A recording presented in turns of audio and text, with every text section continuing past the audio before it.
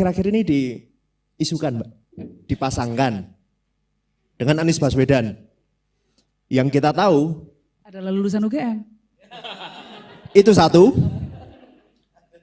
Yang kedua, dipasangkan dengan Anies Baswedan sebagai cawapresnya Anies Baswedan.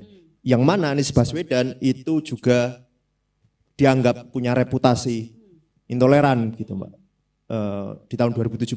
Gitu.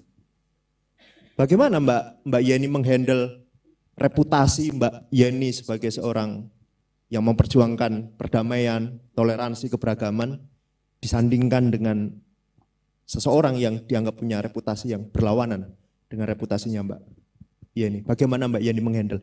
Sebelum saya tanya, ini beneran nggak ya Mbak? Handle apa-apa, orang yang nyalonin orang lain. Silakan Mbak. Semua politisi akan dihukumi dengan track record mereka. Ya, tapi kalau perkara saya dengan Mas Anies Baswedan, ya saya nggak perlu membukanya ke UGM lah, di forum inilah. Orang saya belum jawab ke media kok. Kenapa harus jawabnya di UGM? Ini karena kampusnya Anies Baswedan. Ya, nanti kalau sudah saatnya dibuka, ya. Tapi intinya bahwa semua politisi pasti akan dihukumi karena track recordnya. Dan ya kalau soal Anies Baswedan punya reputasi tertentu, biar Anies Baswedan yang jawab. Kalau saya pasti akan stay true to my values. Dan semua tindakan-tindakan politik saya akan didasarkan kepada nilai. Karena hanya itu yang saya punya. Saya di titik ini loh, saya ini bukan ketua umum partai. Saya bukan ketua umum ormas. Saya bukan pengusaha, saya bukan pejabat. Yang saya punya cuma satu, saya nggak punya apa-apa. Yang saya punya satu, mungkin dianggap masih sedikit ada reputasi. Itu pun karena nebeng bapaknya. Kira-kira kan gitu. Nah, ini harus saya jaga. Saya berangkat dari lineage yang sangat panjang, political lineage-nya ya, garis politik yang sangat panjang. Ini bukan cuma sekedar Gus Dur, Mbak Wahid, Mbak Hashim, lebih ke arah situ panjang. Saya baru tahu bahwa mungkin ada kait-kaitannya sama Trah Mataram juga ini Mas Gafar, supaya tahu. Jadi rupanya Mbah ada namanya Diah Banowati, ini adalah ibunya Panembahan Senopati. Nah, ibunya Sultan Agung. Ternyata Diah Banowati ini adalah anaknya Pangeran Benowo. Pangeran Benowo adalah anaknya Joko Tingkir. Joko Tingkir leluhurnya Gus Dur. Panjang. Joko Tingkir adalah pendiri Kerajaan Pajang. Ini panjang. Ya, kalau nilai yang akan kami perjuangkan. Nah, dan ini mahal. Kalau reputasi sudah rusak, dan ini pelajaran untuk para politisi-politisi muda yang akan, ini teman-teman yang mungkin punya niat jadi politisi ke depan nanti, ya, yang paling penting adalah your reputation. Mau punya uang 5 triliun, reputasi rusak, nggak bisa bayar. Perusahaan PR terbaik pun susah, nggak bisa. Nah jadi stay true to your values. Nah mungkin akan ada momen-momen nggak dianggap sama sekali kalau kita konsisten dengan nilai kita. Nggak apa-apa. Karena kalau kami sih diajari Gus Dur, posisi itu hanyalah alat, wasilah, bukan ghayah, bukan tujuan. Nah kalau bukan tujuan ya nggak usah ngoyo-ngoyo banget. Saya nggak pernah ngoyo, tahu-tahu namanya dinominasikan 2 partai, ya PSI dan Nasdem. Ya alhamdulillah, gitu kan. Nggak pernah gimana-gimana. Nah, karena apa? Yang saya perjuangkan adalah konsistensi nilai. Saya coba implementasikan melalui berbagai macam program, melalui program Desa Damai, Sekolah Damai, dan lain sebagainya. Itu saja. Nah, jadi kalau soal pasangan dengan siapa, nggak tahu, proses politiknya masih jauh. Memangnya Mas Baswedan sudah pasti bisa nyalon? Belum tentu juga. Memangnya Pak Prabowo pasti bisa nyalon? Belum tentu juga. Ini semua masih jauh, Belandanya masih jauh. Santai dulu ngopi-ngopi aja gitu.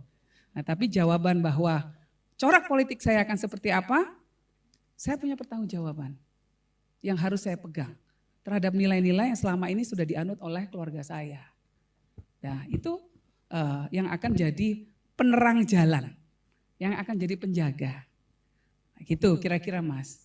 Nah, ini tidak menjawab ya, apakah iya menjawab, apa enggak gitu. Hah? Menjawab ini. Kurang dramatis kalau di UGM. Kira-kira gitu. Nah, tapi bicara soal nilai politik, saya mau minta kalian semua menjadi sekutu saya dalam memperjuangkan nilai-nilai tentang anti korupsi. Ini persoalan terbesar bangsa kita. Kita mau punya potensi apapun, sebesar apapun, kalau negaranya masih korup, ya masih melarat juga. Yang kaya ya sedikit. Nah, kalian ini pemimpin-pemimpin muda, gunakan kemampuan kalian. Kalian adalah digital native. Yang paling jago kalau soal bersosmed. Saya mah gak ada apa-apanya dibandingkan kalian. Gunakan itu, kemampuan kalian untuk mengontrol jalannya penyelenggaraan negara agar transparan, agar akuntabel di semua lini kehidupan kita. Ya, kalau kalian nanti sudah kerja di sini, ada yang sudah kerja. Bayar pajak penghasilan di atas 20%. Nyesek loh kalau kemudian terus sama jadinya Rubicon. Marah kan? Nah, ini semua harus kita jaga supaya nggak kayak begini. BTS, bukan BTS yang Korea. Ya, 8 triliun hilang begitu saja. Dibagi-bagi begitu aja. Padahal kalau jadi berapa banyak itu 8 triliun bisa membiayai anak-anak yang tidak mampu kuliah sampai bahkan bisa ke luar negeri. Kalau disumbangin UGM bisa ngundang dosen tamu dari luar negeri hampir tiap hari kalau perlu. Supaya wawasan murid-muridnya bisa lebih terbuka lagi. Bayangkan, ini begitu aja. Jadi setiap ada tindakan korupsi terjadi di negara kita berpengaruh terhadap kita. Karena kualitas kehidupan kita pasti menurun. Karena itu kita semua berkepentingan agar korupsi bisa ditekan sekecil-kecilnya. Ya, korupsi dan kemiskinan. Hampir 40% masyarakat Indonesia masih miskin. Walaupun di zaman Pak Jokowi sudah mengalami penurunan. Yang menurun adalah kemiskinan absolut. Yang benar-benar miskin banget. Itu sekarang sudah di bawah sudah 1 digit ya, sudah di bawah 10%. Lama, mencapai ini lama sekali. 20 tahun baru bisa mencapai 30 tahun. Sejak zaman Pak Harto. Baru bisa di bawah 10%. Tapi di atas itu ada yang namanya near poor dan prone to poor.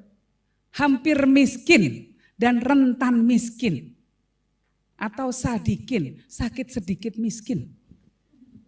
Nah itu hampir 40% masyarakat Indonesia kalau lihat ukurannya dari Bank Dunia. Nah ini harus kita perjuangkan bersama-sama. Negara kita, negara kaya. Gak boleh rakyatnya miskin. Nah jadi memang banyak kebijakan-kebijakan yang harus berpihak pada orang-orang miskin ini. Norwegia, negara yang sangat kaya, luar biasa. Masyarakatnya bayar pajak hampir 50%. Mau nangis gak? Kerja susah-susah, goreng cilok, ya kan? Atau bikin apa, warung Indomie, bayar pajak 50%. Tapi ikhlas. Kenapa ikhlas? Karena kalau politisinya macam-macam dikit langsung berhenti. Saya ke Denmark, ke Norwegia, ini salah satu negara-negara terkaya di dunia.